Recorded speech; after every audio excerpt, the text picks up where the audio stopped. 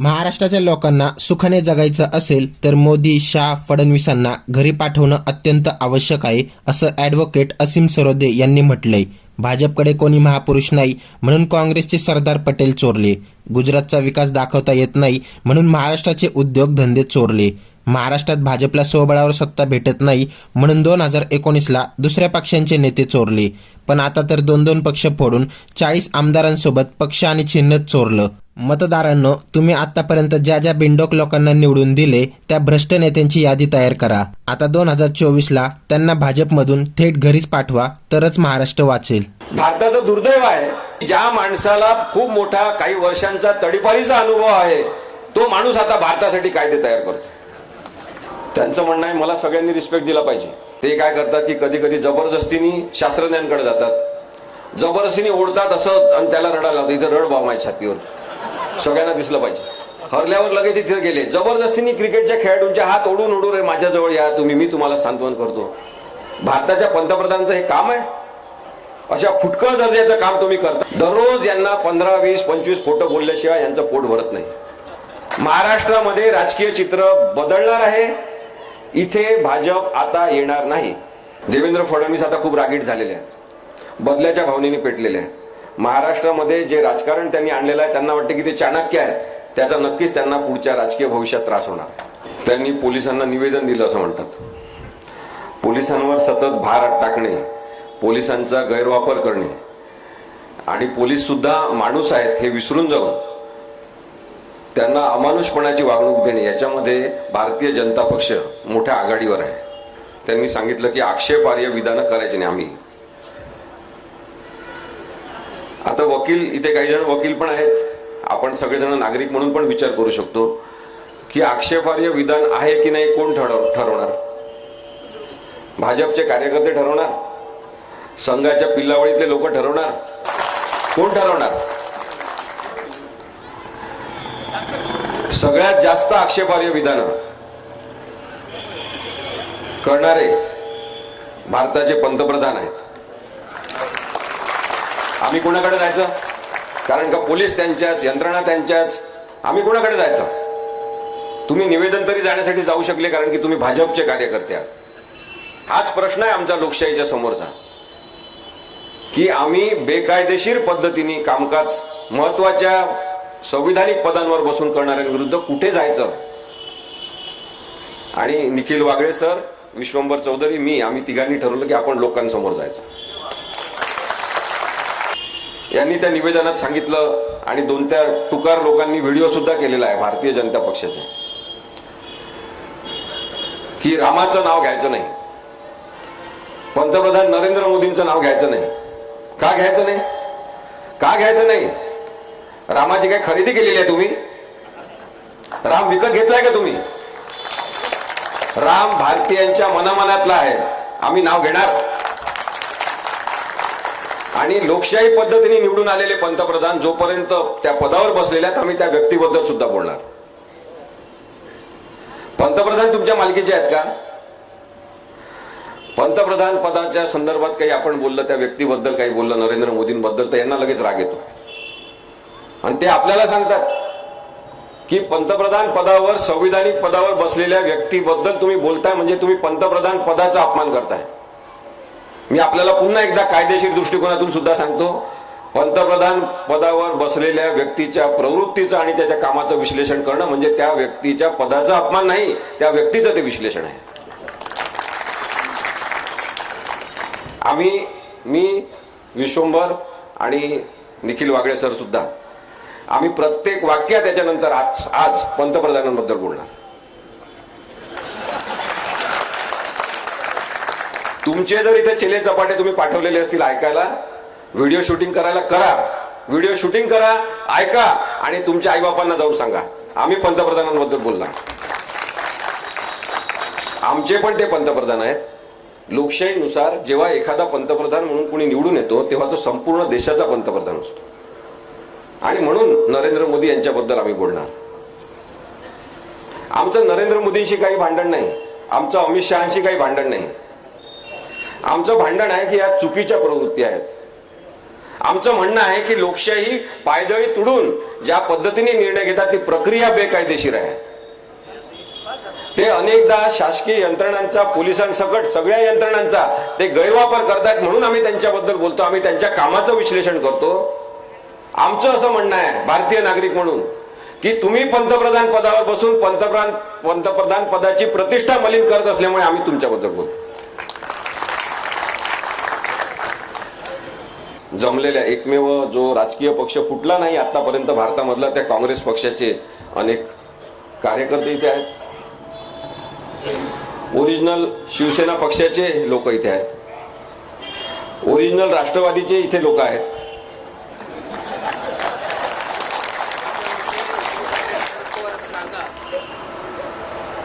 Original Rashtrawadi म्हणजे शरद पवार साहेब आणि original Shiv Sena म्हणजे उद्धव ठाकरे साहेब.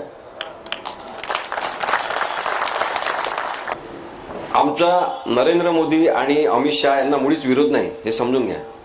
व्यक्ती म्हणून आमचा त्यांना विरोध नाही, प्रवृत्ती म्हणून त्यांचा विरोध प्रत्येक भारतीय नागरिकांनी करण्याची जबाबदारी आता संविधानिक जबाबदारी म्हणून आपण स्वीकारली पाहिजे असं आमचं मत आहे. कारण की हे अपारदर्शक पद्धतीने काम करतात, हे अंधारात काम करतात, हे संसदेतल्या सगळ्या महत्वाच्या खासदारांना, प्रश्न विचारणाऱ्यांना निलंबित करून आपल्या मनमानी पद्धतीने बिल पास करतात आणि नवीन कायदे तयार करतात. त्यामुळे आमचा नरेंद्र मोदी आणि अमित शहा या प्रवृत्तींना विरोध आहे. नवीन कायदे त्यांनी 3 केले आणि तेव्हा अमित शहानी भाषण केलं संसदेमध्ये आणि जवळपास 25 गोष्टी अशा आहेत. आता मी इथे काही तो विषय नाही त्याच्यामुळे सांगत नाही. काल गोरेगावला मी त्याच्यावर भाषण केलं. 25 गोष्टी अशा आहेत ज्याच्यामध्ये अमित शहानी असं मांडलं संसदेमध्ये छाती ठोकून ठोकून की पहिली बार भारत में हम 0 FIR इंट्रोड्यूस कर रहे हैं. 0 FIR हे त्यांनी इंट्रोड्यूस केलेलं नाही. त्यापूर्वीच कितीतरी इथे पोलीस अधिकारी पण आहेत, त्यांनाही माहिती आहे की 0 FIR जवळपास 5 वर्षापूर्वीच इंट्रोड्यूस झालेलं होतं. हे 2014च्या आधीची गोष्ट आहे. क्रिमिनल रेकॉर्ड ट्रॅकिंग करण्याची सिस्टीम सुद्धा सुशील कुमार शिंदे असताना त्यांनी आणली होती आणि हे आपल्याला सांगतात की मी पहिल्यांदा आता क्रिमिनल लोकांचा रेकॉर्ड तयार करण्याची सिस्टीम तयार करते.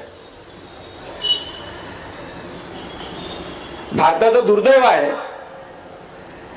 की ज्या माणसाला खूप मोठा काही वर्षांचा तडीपारीचा अनुभव आहे तो माणूस आता भारतासाठी कायदे तयार करतो. आम्ही बोलायचं नाही यांच्याबद्दल. याच्यापूर्वी नाही मिळाले ना आम्हाला असे गृहमंत्री की जे स्वतः तडीपार झालेले होते. आणि हा जर आमच्या भारताचा अपमान नसेल की अशा प्रकारचा एक माणूस आणि अशा प्रवृत्तीचा माणूस तिथे बसलेला आहे तर आम्ही त्यांच्याबद्दल जरूर बोलणार. आपण ईडी पाहिलेली आहे, CBI पाहिलेली आहे, इन्कम टॅक्स डिपार्टमेंट पाहिलेला आहे, नार्कोटिक्स कंट्रोल ब्युरो पाहिलेला आहे, NIA पाहिलेला आहे आणि पोलिसांचा सुद्धा गैरवापर पाहिलेला आहे.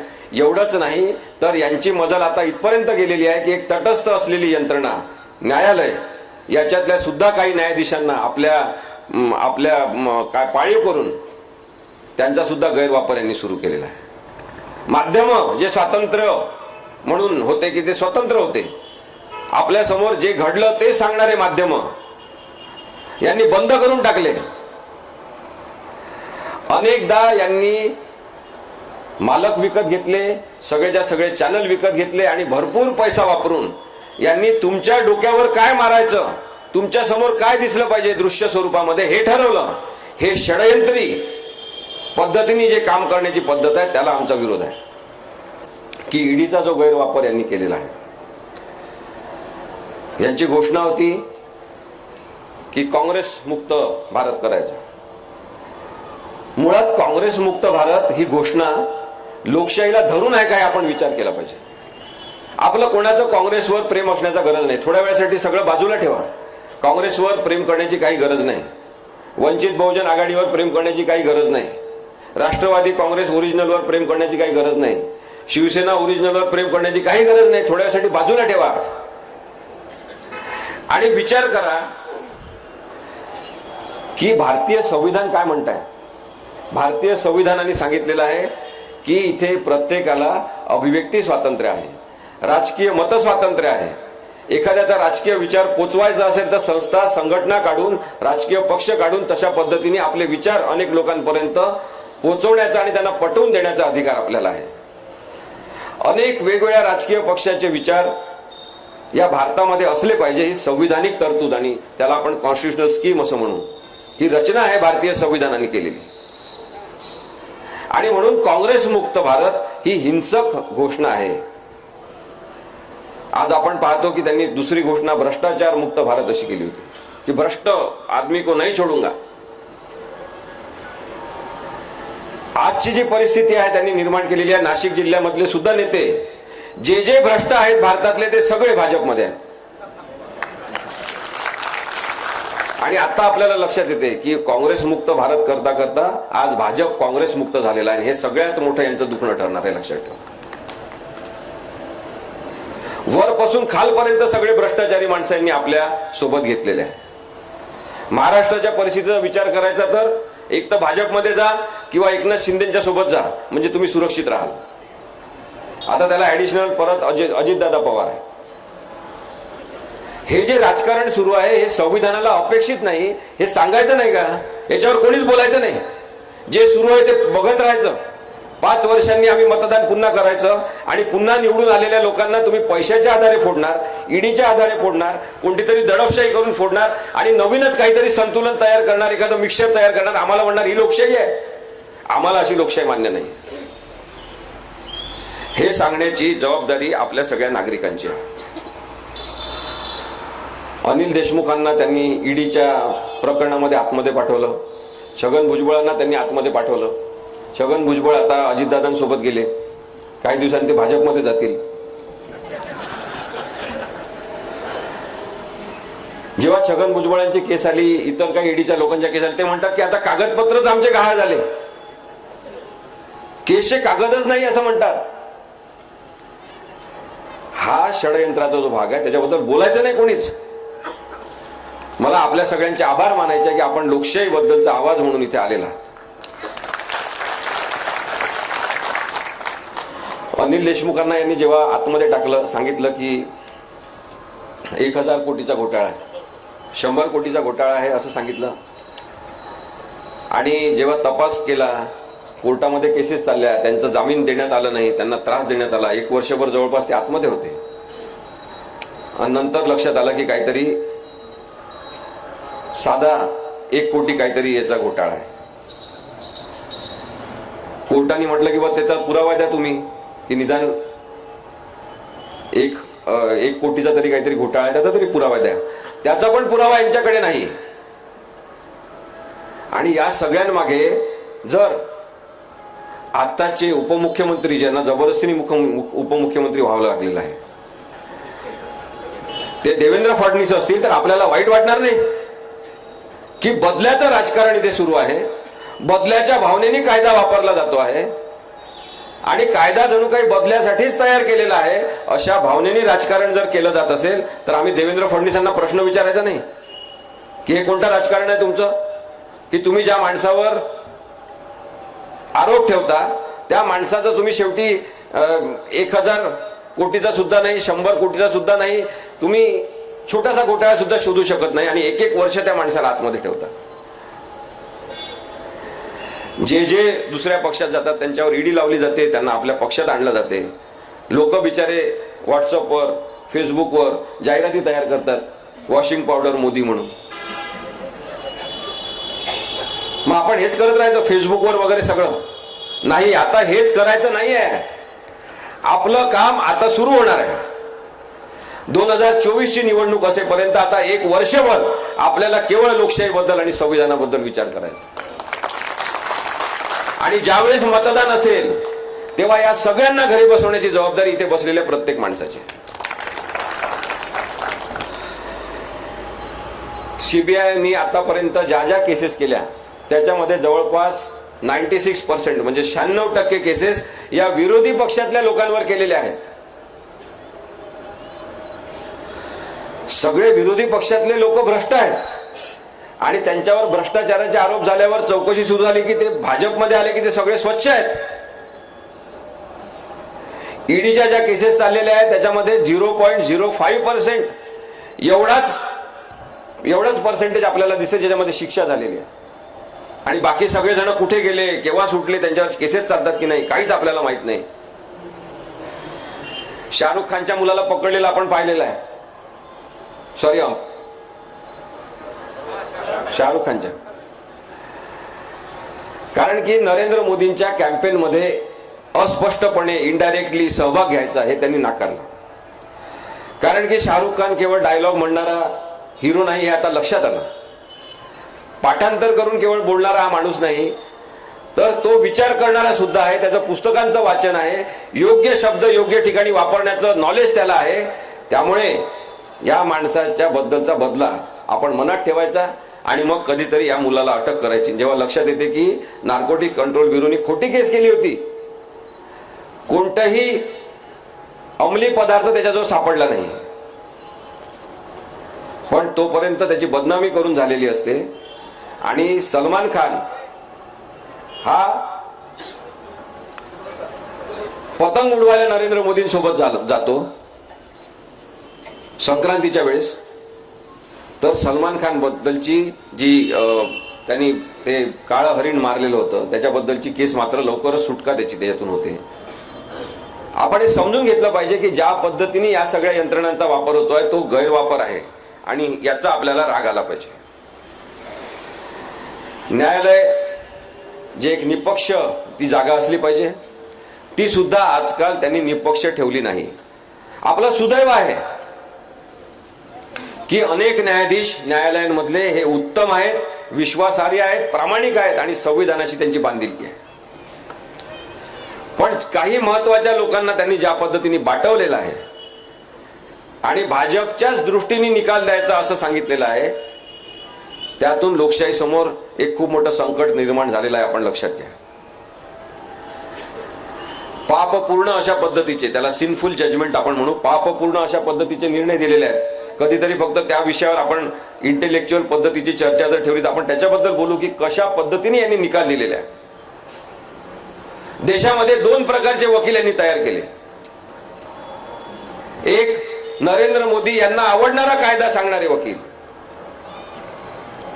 आणि दुसरे संविधानात आहे तसा कायदा सांगणारे वकील, जे उरले सुरले आहेत ते.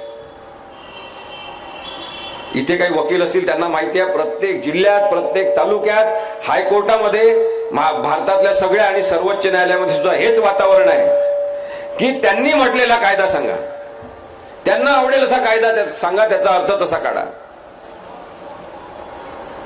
एक न शिकलेला माणूस कायद्याचे अर्थ कसे काढायचे यासाठी दहशत निर्माण करत असेल तर आपण विचार करा की यांच्याबद्दल बोलणं किती आवश्यक आहे. एककल्ली व्यवस्था यांनी निर्माण केल्या,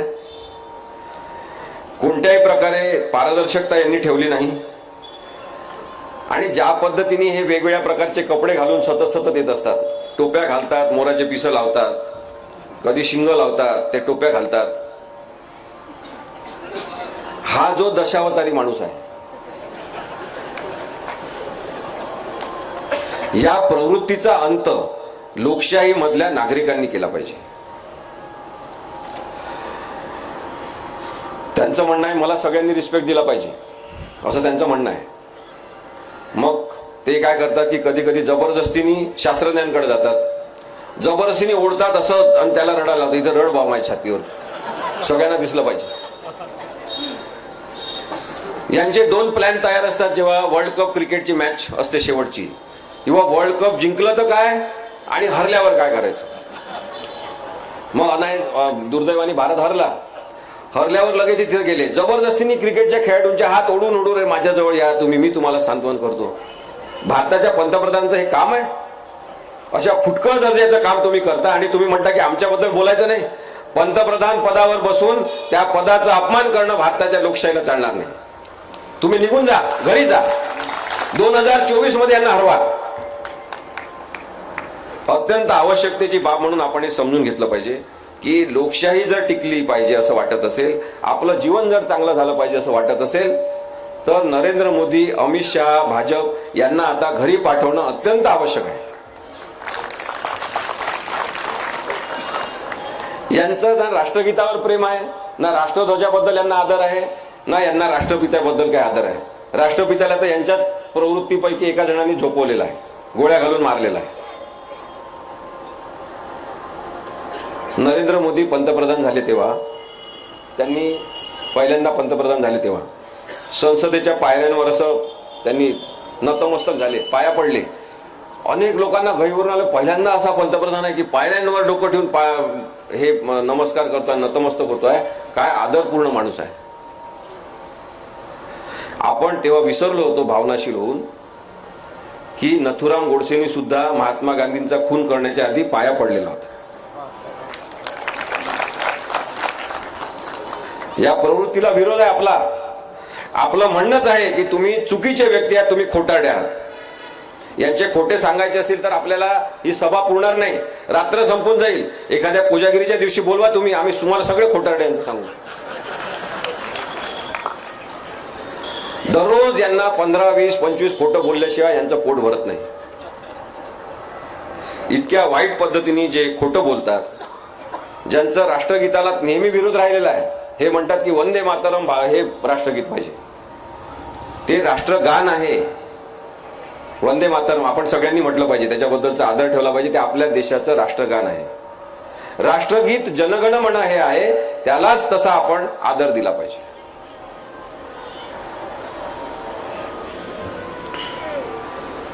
खरं तर वंदे मातरम हे काँग्रेसच्या सगळ्या सभांमध्ये आधी म्हटलं जायचं. हे पण काही यांचं नाही आहे, पण आता यांनी ते ओढून घेतलं, हे आमचंच आहे म्हणून. यांच्याकडे कोणी महान नेते नाही, यांचा स्वातंत्र्य संग्रामामध्ये काही सहभाग नाही, त्यामुळे यांच्याकडे कोणी महापुरुष नाही. मग यांनी आंबेडकरांचं अपहरण करण्याचा प्रयत्न केला. आंबेडकरांचे विचार काही यांना झेपत नाही. मग महात्मा गांधींचं अपहरण करण्याचा प्रयत्न केला सगळीकडे, नाहीतरी त्यांना नाईलाजाने महात्मा गांधींच्या पायाच पडावं लागते. मग आपण हेच ठरवलं पाहिजे की आपला महात्मा गांधींचा राम आहे, जे मरताना सुद्धा हे राम हे शब्द म्हणून गेले. त्यामुळे यांचा नथुराम आहे, त्या नथुराम मधला राम त्यांच्याजवळ राहू द्या.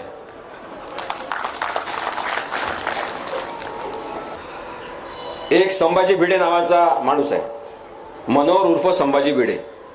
मनोहर कुलकर्णी असं नाव आहे म्हणतात काही जण त्याचं. आता यांच्या संदर्भात काम करणाऱ्या माणसांचं आणखी एक वैशिष्ट्य असते, त्यांचे 2 किंवा 3 नाव असतात.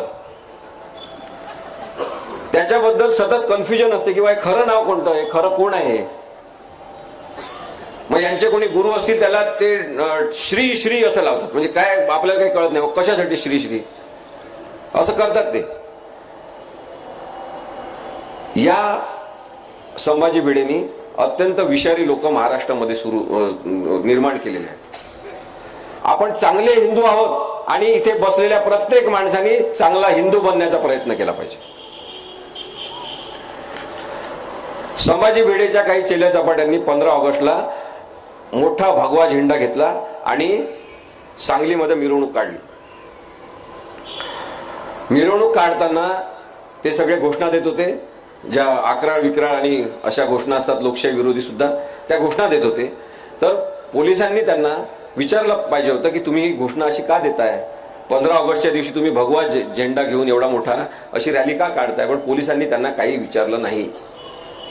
पत्रकारांनी त्यांना विचारलं की तुम्ही असा भगवा झेंडा 15 ऑगस्टच्या दिवशी का घेताय, तुम्ही तिरंगा राष्ट्रध्वज घेतला पाहिजे खांद्यावर. तर त्यांनी सांगितलं की भगवा आमच्या खांद्यावर आहे, तिरंगा आमच्या मनात आहे, राष्ट्रध्वज आमच्या मनात आहे. हे त्यांनी उत्तर दिलं. काही जणांनी तक्रारी केल्या, पोलिसांनी तक्रारी घेतल्या नाही. आजपर्यंत 15 ऑगस्टला भगवा झेंडा घेऊन रॅली काढणाऱ्या या लोकांवर कोणत्याही प्रकारचा गुन्हा नोंद झालेला नाही. मग आता थोड्या वेळासाठी आपण विचार करू की समजा त्या हिंदुत्ववादी कट्टर लोकांच्या ऐवजी तिथे कट्टर मुस्लिमवादी काही असते आणि त्यांनी मोठा हिरवा झेंडा घेतला असता आपल्या खांद्यावर 15 ऑगस्टच्या दिवशी, ते निघाले असते रॅली घेऊन आणि त्यांना अडवलं असतं पत्रकारांनी, त्यांना विचारलं असतं की तुम्ही असं का करताय, 15 ऑगस्ट आहे, राष्ट्रध्वज घ्या खांद्यावर, तिरंगा असला पाहिजे खांद्यावर. आणि त्या लोकांनी जर उत्तर दिलं असतं की आमच्या खांद्यावर हिरवा आहे पण आमच्या मनामध्ये तिरंगा आहे, आपल्याला चाललं असतं का? पोलिसांना चाललं असतं का? एका कोणत्या तरी फालतू माणसाने तक्रार केली असती, लगेच गुन्हा नोंद झाला असता. पण आजपर्यंत संभाजी भिडे आणि त्याच्या पिल्लावळीच्या लोकांवर गुन्हा दाखल झालेला नाही. माझं एवढंच म्हणणं आहे की कायदा असेल तर सगळ्यांसाठी समान असला पाहिजे. केवळ नरेंद्र मोदी एकदा आले आणि हेलिकॉप्टरच्या तिथून उतरून याच्याशी बोलले, त्याचा एवढा प्रभाव पोलिसांनी घेतलेला आहे की याच्या विरुद्ध कोणतेही गुन्हे दाखल होत नाही. हा महात्मा गांधींबद्दल वाईट बोलतो, हा महात्मा फुलेंबद्दल वाईट बोलतो, अनेक समाजामध्ये हिंसा पसरवणारे विधान करतो, पण हा माणूस अजूनही मोकाट आहे. अशा मोकाट सांडांना तुम्ही अरेस्ट करा आणि मग आमच्याकडे या सांगायला हे बोलू नका ते बोलू नका. संपूर्ण भारत एक अधीर देश, हिंसक देश यांनी करून टाकलेला आहे आणि याच्याबद्दल आमचा आक्षेप आहे. आणि म्हणून मला असं वाटतं की निर्भय बनवला मिळणारा हा प्रतिसाद लोकांच्या मनातला राग आहे, लोकांच्या मनातली अस्वस्थता आहे की किती दिवस आम्ही पाहत बसणार. महागाईबद्दल बोलत नाही, बेरोजगारीबद्दल बोलत नाही, स्वतःच्याच लोकांसाठी कायदे करतात, स्वतःचेच व्यापारी वाढवतात, त्याच्याबद्दल कोणीच काही बोलत नाही आणि कोणी बोलायलाच नको म्हणून दहशत निर्माण केली जाते. याच्या विरुद्ध निर्भय बनव असल्यामुळे हा जनतेचा आवाज आहे, हा लोकांचा आवाज आहे, त्याच्यामुळे याला एवढा सपोर्ट सगळीकडे मिळतो. 3-3, 4-4 हजार लोक जमा व्हायला लागले. आम्ही काही खूप मोठे महान लोक नाही आहे, विश्वंभर चौधरी, मी सामान्य आपल्यापैकी कोणीतरी आहोत, पण आम्ही हा वसा घेतला. निखिल वागळे सरांनी प्रोत्साहन दिलं आम्हाला नेहमी आणि आज आपण पाहतो की हा एक खूप मोठा माहोल तयार झालेला आहे, एक खूप मोठी मिरवणूक तयार झालेली आहे लोकशाहीची, जी महाराष्ट्रातल्या प्रत्येक गावामध्ये एकत्रित होत आहे. आणि हा लोकशाहीचा जो आवाज आहे त्याच्यात भाजप दबून जाणार हे मी आपल्याला सांगतो. महाराष्ट्रामध्ये राजकीय चित्र बदलणार आहे, इथे भाजप आता येणार नाही. शेवटचा मुद्दा मी अपात्रतेच्या संदर्भातला नक्की बोलला पाहिजे असं निखिल वागळे सर पण म्हणाले.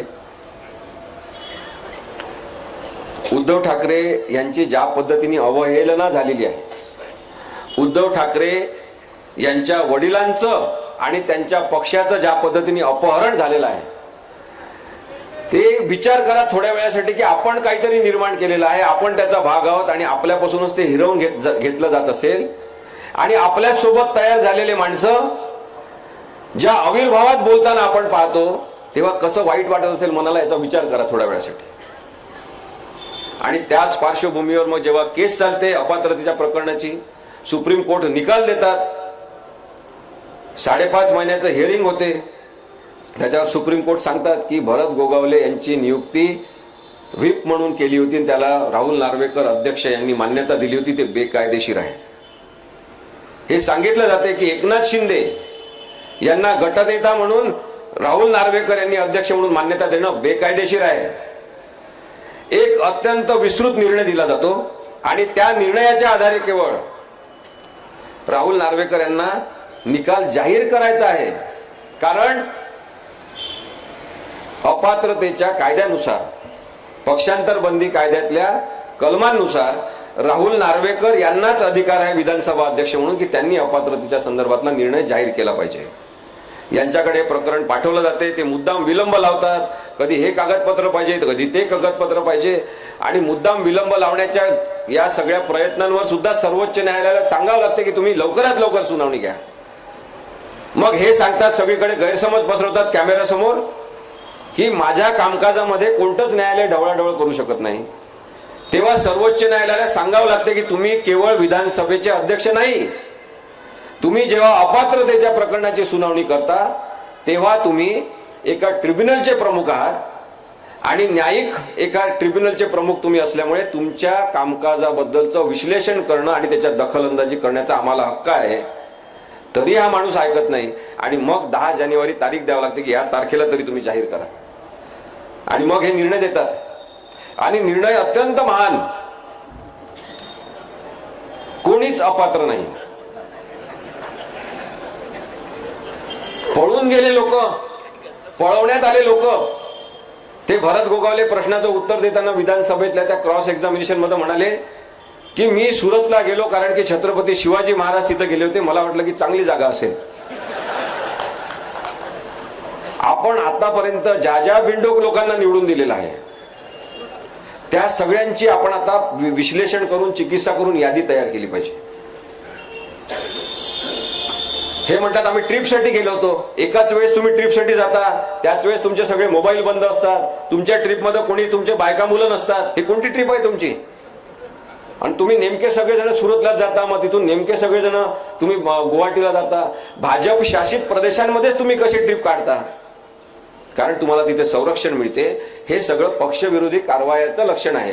आणि पक्षविरोधी कारवायासाठी हे सगळेजण एकनाथ शिंदेसोबत पळून गेलेले सगळेजण अपात्र ठरतात. हे मी तुम्हाला आता पुन्हा एकदा सांगतो. ठीक आहे, राहुल नार्वेकर यांनी निकाल दिला नाही, त्यांनी कुणालाच अपात्र ठरवलं नाही, पण त्यांनी कारण काय दिलं? त्यांनी कारण दिलं कोणीच अपात्र नाही, कारण की हे अपात्रते संदर्भातलं प्रकरण नाही. हे प्रकरण पक्षांतर्गत वादाचं प्रकरण आहे. हे इंटर पॉलिटिकल पार्टी डिस्प्यूट्स आहे. मग सुप्रीम कोर्टाचे चीफ जस्टिस ऑफ इंडिया ते 4 न्यायाधीश ज्यांनी आपली हयात घालवली पूर्ण वकिली क्षेत्रामध्ये, त्यांनी सांगितलं की हे पक्षांतर बंदी प्रकरण कायद्याचं प्रकरण आहे, म्हणून तुम्ही हाताळा. तुम्हाला जर असं वाटते की हे पक्षांतर बंदी कायद्याचं प्रकरण नव्हतं, तर तुम्ही निर्णय कशाला दिला? एका वेळी तुम्ही कळून द्यायचं की हे पक्षांतर बंदी कायद्याचं प्रकरण नाही, तुमच्याकडे परत पाठवत आहे. तुम्ही निर्णय देता संपूर्ण. पक्षांतर बंदी कायद्याचं प्रकरण नसेल तर तुम्हाला अधिकारच नाही, शून्य अधिकार आहे राहुल नार्वेकर यांना. जर पक्षांतर बंदी कायद्याचं प्रकरण नसेल तर सगळीच्या सगळी बेकायदेशीरता यांनी याच्यात आणलेली आहे. आणि आता राष्ट्रवादी काँग्रेस सोबत तोच खेळ यांनी सुरू केलेला आहे. ते म्हणतात आता शरद पवार साहेब हे काही अध्यक्षच नव्हते, सदस्यच नव्हते, म्हणजे उद्या इथं शरद पवार साहेब येऊन उभे राहतील. ते म्हणजे नाही, इथे कोणी शरद पवार उभेच नाही, म्हणजे यांना जे दिसेल तेच आपण मान्य करायचं. या पद्धतीने जर कायद्याची मोडतोड होत असेल, जसा वाटेल तसा अर्थ काढण्यात येत असेल, तर एक गोष्ट लक्षात घेतली पाहिजे. डॉक्टर आंबेडकरांनी भारतीय संविधान लिहित असताना त्यांना कदाचित माहिती नव्हतं की इतक्या बदमाश प्रवृत्तीचे लोक येणार आहेत की जे कायद्यातल्या उणिवांचा असा गैरवापर करतील. विस्तृत राज्यघटना त्यांनी लेखी सगळ्यात मोठी राज्यघटना लिहिली. काही गोष्टी नाही लिहिलेल्या आहेत, कारण की त्या नैतिकतेची जबाबदारी म्हणून आपण पाळल्या पाहिजे. यांची कोणतीही संविधानिक नैतिकता टिकलेली नाही. आणि त्यामुळे राहुल नार्वेकर यांनी जो निर्णय दिलेला तो पूर्णपणे चुकीचा आहे. सुप्रीम कोर्टाकडून असूनही आशा आहेत की ते चांगला निर्णय देतील असं मला नक्की वाटते, कारण की त्यांनी संपूर्ण निर्णय दिलेला आहे. प्रकरण त्यांना माहिती आहे. काही जण मला म्हणतात की ते चुकीचे होते, काँग्रेसचे लोक, हे पक्षाचे लोक चुकीचे होते म्हणून यांना आम्ही निवडून दिलं. ठीक आहे, आपण त्यांना त्याच्यामुळेच निवडून दिलं. मग याच्यानंतर येणाऱ्या लोकांची काय गॅरंटी आहे? मुळीच गॅरंटी नाही. याच्यानंतर येणाऱ्या लोकांची सुद्धा मुळीच गॅरंटी नाही. पण लोकशाहीला काय अपेक्षित आहे की नवीन नवीन चुका करणारे येऊ द्या, काही हरकत नाही, पण एकच चुका करणारा माणूस जेव्हा माहीत झाला की हा चुकीचा माणूस आहे, पुन्हा पुन्हा त्यांना निवडून देणं आपला मूर्खपणा ठरेल. आणि म्हणून आपल्याला आता स्वतःमध्ये सुधारणा केली पाहिजे. यांना आरसा दाखवला की यांना राग येतो, मग हे पोलिसांकडे तक्रारी करतात. देवेंद्र फडणवीस आता खूप रागीट झालेले आहेत, बदल्याच्या भावनेने पेटलेले आहेत. महाराष्ट्रामध्ये जे राजकारण त्यांनी आणलेलं आहे त्यांना वाटतं की ते चाणक्य आहेत, पण हे किडलेलं आणि नाचलेलं राजकारण महाराष्ट्रामध्ये प्रस्थापित करण्यासाठी जे पाप देवेंद्र फडणवीसांच्या अकाउंटमध्ये गेलेलं आहे त्याचा नक्कीच त्यांना पुढच्या राजकीय भविष्यात त्रास होणार.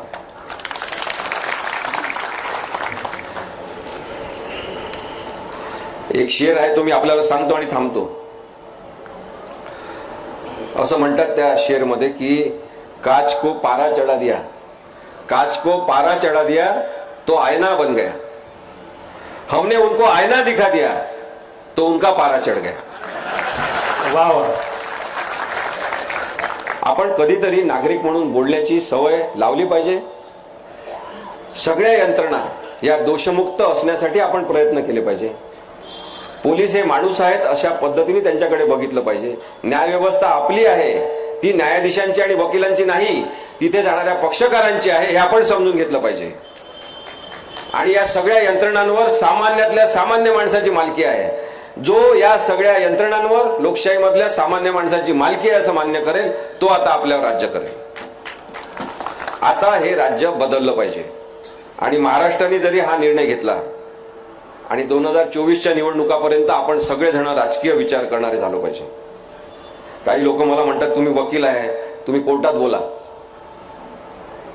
तर म्हणून मी शेवटचा मुद्दा सांगून थांबतो की आपण डॉक्टर असा, वकील असा, कोणी फार्मासिस्ट असेल, कोणी शेतकरी असेल, कोणी कामगार असेल, आपण सगळेच जण राजकीय आहोत. आपल्याला प्रत्येकाला राजकारणावर बोलण्याचा हक्क आहे, कारण की आपण भारताचे नागरिक आहोत. नागरिक ही संकल्पना राजकीय आहे. भारतीय संविधान जिथं प्रस्तावित ठेवलेलं आहे ते भारतीय संविधान हे पॉलिटिकल डॉक्युमेंट आहे. आपला जन्मच त्या संविधानातून झालेला आहे, जे राजकीय स्वरूपाचं डॉक्युमेंट आहे. त्यामुळे राजकारणावर बोलण्याचा आपल्याला प्रत्येकाला हक्क आहे. अडाणी आणि अशिक्षित आपण नाही. अडाणी अशिक्षितपणा जर आपल्या पंतप्रधानमध्ये असेल तर आपल्याला आता या पंतप्रधानाला नकार दिला पाहिजे. आपण ही हिंमत सगळ्यांनी ठेवा. आणि सरकार बदलू शकते. इंदिरा गांधी एवढी ताकदवान बाई होती, तिचं सुद्धा सरकार या भारतातल्या लोकांनी पाडलेलं आहे. कोणी काय अमरपट्टा घेऊन आलेला नाही. ज्यांनी ज्यांनी माच केलेला आहे त्यांना घरचा रस्ता या भारतीय मतदारांनी दाखवलेला आहे. त्या सगळ्या मतदारांना माझं आव्हान आहे की मुळीच घाबरण्याची गरज नाही. गुंड आणि बदमाश प्रवृत्तीचे लोक सगळ्यात जास्त भित्रे असतात, हे लक्षात ठेवा. रोहिणी चाबुकस्वार म्हणतात, फक्त ईव्हीएम मशीन हटवण्यासाठी प्रयत्न करा, जनता भाजपची होळी करतील. ईव्हीएम मशीन आहे म्हणून भाजप वाटेल तसं वागतोय. बॅलेट पेपरने मतदान झालं पाहिजे. देवेंद्र फडणवीस यांनी महाराष्ट्रात भाजपचे राजकारण संपविले. प्रकाश सावंत म्हणतात, साहेब भाजपने फोडाफोडी करून सर्व पक्षांची वाट लावली आहे. जनतेमध्ये तुम्ही जनजागृती करा. नामदेव कदम म्हणतात, आपण जे बोलत आहात ते सर्व सत्य आहे आणि भाजपच्या सर्व चुका समाजासमोर येणे गरजेचे आहे. भाजपला धडा शिकवणे गरजेचे आहे. भाजपची सत्ता पुन्हा येऊ नये यासाठी प्रत्येकाने प्रयत्न केले पाहिजेत. सरोदे साहेब, आपले आभार. आपण समाज जागृती करत आहात.